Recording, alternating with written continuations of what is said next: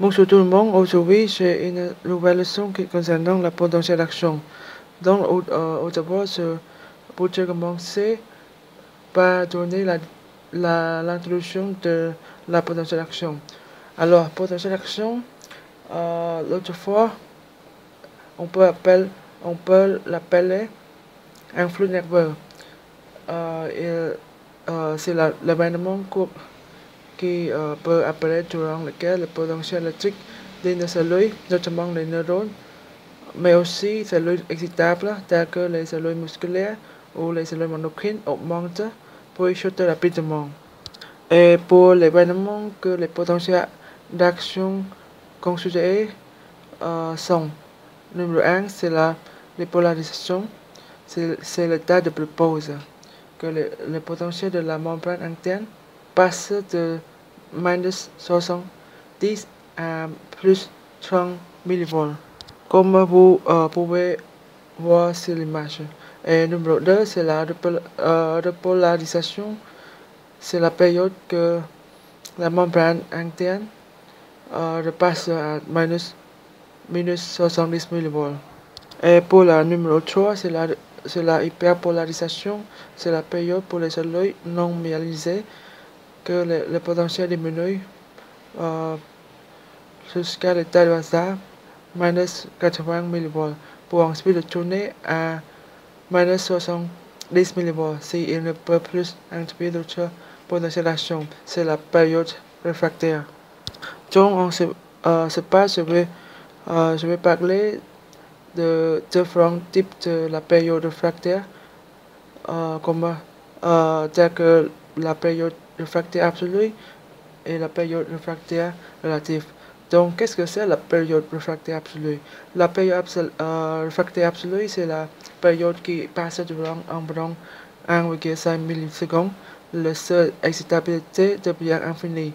Et il est donc impossible de développer un autre potentiel d'action au même endroit que précédemment.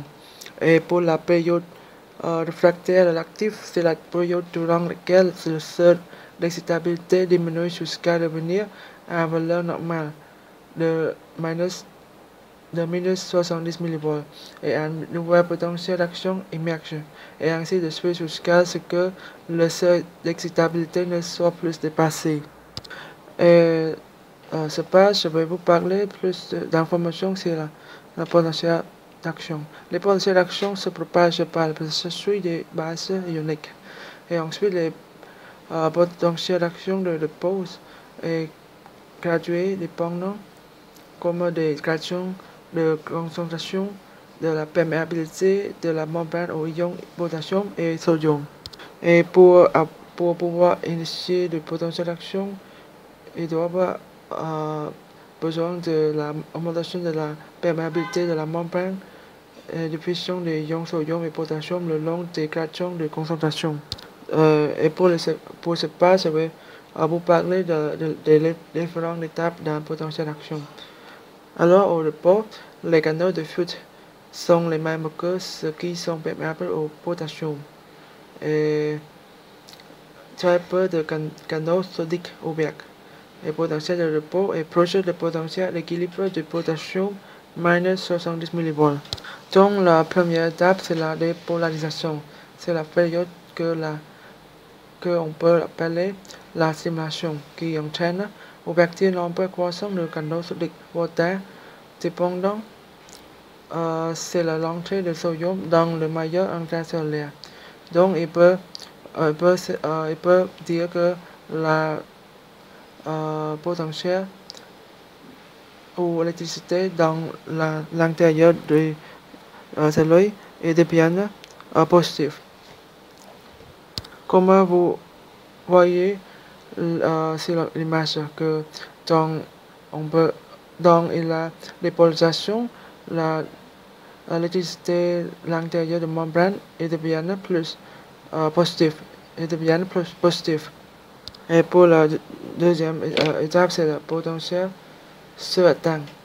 Ça veut dire que la dépolarisation est alors suffisante pour ouvrir un maximum de canaux sodium. Et pour la troisième étape, c'est la maximum de potentiel. Il est Il est à noter qu'un très faible influx de Na+, sodium plus, la concentration interne de sodium augmente donc de moins de 0,01%. Et pour la quatrième étape, c'est la repolarisation vers un nouveau de repos. C'est le vecteur différé de canaux de rectification au potassium voltage dépendant qui laisse sortir selon le gradient électrochimique le potassium intracellulaire, tandis que les canaux Na- ou sodium plus demeurent inactivés. Donc, pour la conséquence, c'est la perte de charge positive contribuant à une repolarisation progressive de neurones. Et pour la cinquième étape, c'est la hyperpolarisation transitoire. Ça veut dire que c'est la conséquence ou c'est la raison que l'activation des canaux sodiques voltage dépendants, donc le taux de canaux potassique reste momentanément ouvert. Et il peut provoquer la hyperpolarisation transitoire. Donc, dans cette étape, il a deux périodes, comme la période réfractaire absolue et période réfractaire relative. Pour la période réfractaire absolue, c'est la deuxième stimulus. Ça veut dire que la deuxième stimulus ne pourrait pas déclencher un deuxième potentiel d'action. Et cette absence d'excitabilité est due au grand nombre de canaux sodium encore inactivés, même si un stimulus provoquer l'ouverture, ils sont encore bloqués.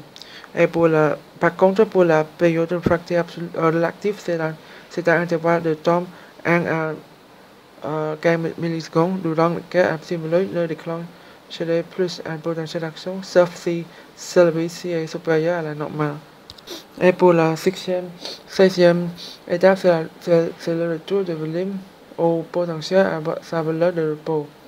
Pendant la période réfractaire, la proportion de canaux potassium ouverts décroît lentement vers sa valeur de repos et les canaux sodium récupèrent de leur